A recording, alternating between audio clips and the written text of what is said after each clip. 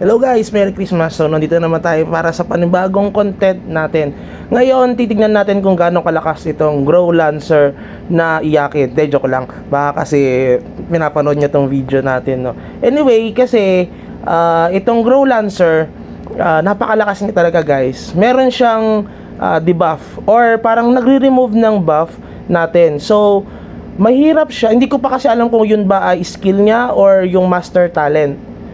So, kapag ka nagre-red boss kayo, tapos gusto kanyang agawan, may buff ka, tapos may buff din siya kasi mahihirapan ka naman makapatay ng RB kapag wala kayong buff, di ba? So, ang gagawin niya lang, i-remove niya yung buff mo, tapos maagaw niya na yung RB o yung red boss. Or kapag ka nagkasalubong naman kayo, nag-PVP kayo, i-remove niya yung buff mo, lamang na siya dahil may buff pa rin siya, tapos dead ball ka na, di ba? Ganun ka-OP yung ano niya, yung skill niya, guys, or yung master talent skill niya. Hindi ko alam kung ano 'yun, no. Ito pala, guys, no. Hindi kami nag-usap na magko-content ako ng ganito. Vinidyo ko lang ito, guys. So, kung mapapansin niyo, level gap siya sa atin, almost 50 levels ata or 40 plus yung levels na gap niya sa atin. Pero kung makikita niyo dito sa video natin, parang 1.5, no? Parang isang buhay ko tapos kalahati, tsaka natin siya mapapatay. Gap yan sa atin, guys, no? Pero kung ang set niya kasi parang ano lang, para magkaroon kayo ng idea, perfect set siya ng T11. Meron siya perfect option yung kanyang sword or yung lance ba tawag diyan, tapos yung shield niya ganun din, reduct and defense success rate, tapos full option lahat yung kanyang gears, helm, pants, armor, and boots, tsaka yung gloves. Tapos naka third wing na rin siya. So, malakas talaga tong character niya, no? Swerte din siya sa mga crafting. Kasi tayo, pangit yung wing natin. Hindi naman natin pinagkakaila yun, guys, no? Maporma lang talaga. Ngayon, ito kasi, guys, mas malakas kasi talaga siya sa atin. Wala, no doubt doon para sa character niya. Kudos sa kanyang character kasi napakalakas.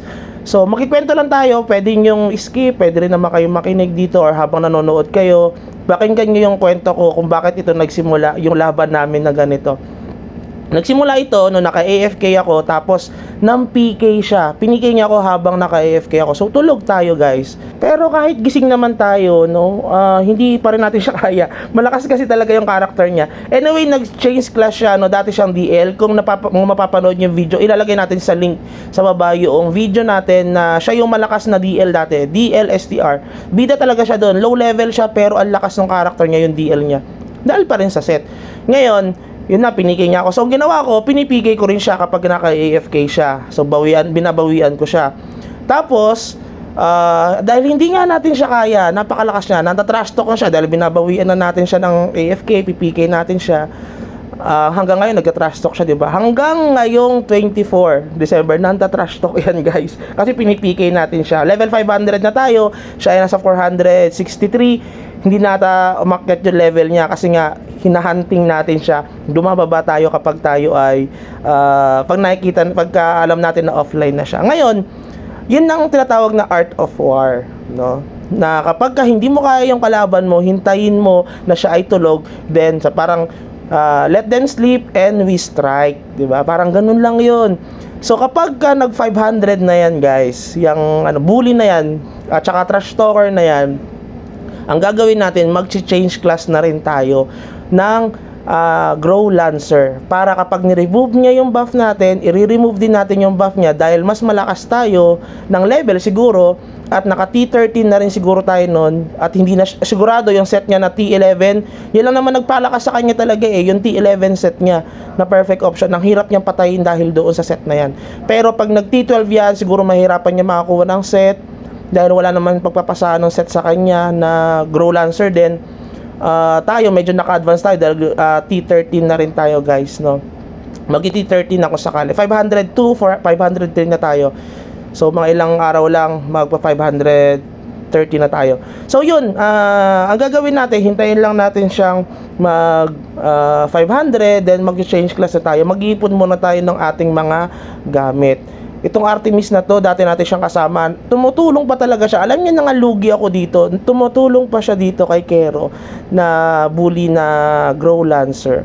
Ngayon, para hindi pa rin siya makabawi sa atin, no? Kasi binababa natin, binabad trip natin siya. Yun lang ang magagawa natin kasi hindi natin kaya ng PVP sa kanya eh. Kung kayo, marirecommend ko ang Grow Lancer kapag ka medyo mataas na yung level nyo. Kasi kapag ka mababa pa yung level, kasi meron din akong Grow Lancer pero low level pa lang siya, ang hirap niyang magpa-level. Parang basic, parang katulad siyang ng Blade Knight. Tapos, hindi pa ganun kalakas yung damage niya talaga. Unlike kapag medyo mataas na yung level nyo, yung mga mag-change class, siguro mga 400, nag-change class kayo, dun yung mafe-feel yung lakas ng Grow Lancer. Pero kapag kayo low level pa lang, magsisimula pa lang kayo, medyo mahihirapan kayo. Yung iba pwede nyo gawin, yung mga bagong maglalaro pa lang ng MU Monarch, ang gagawin nyo, pwede kayo mag Magic Gladiator, yung EMG, tapos kaya Wizard, o kaya yung DLSTR. Tapos, magpa-level lang kayo ng magpa-level. Then, kapag na-reach nyo na yung level ng 400 or 350, mag-change class kayo. Pwede naman yun, guys. Para mas ma-feel nyo yung Grow Lancer. At hindi rin kayo ma-level gap doon sa mga kasabayan nyo.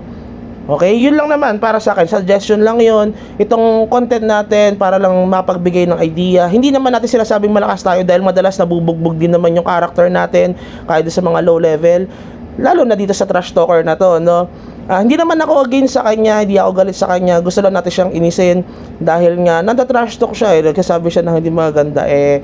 Tayo naman eh friendly tayo, guys. No hate, spread love and spread legs, 'di ba? So yun lang siguro. Kung makikita nyo, napakalakas talaga ng Grow Lancer.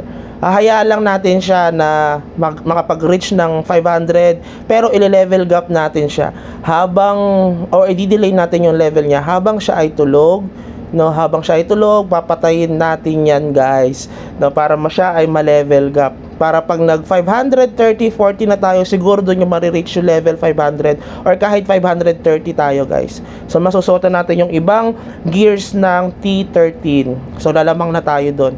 So yun lang siguro, and thank you sa panonood at pakikinig ng kwento kong walang kwenta.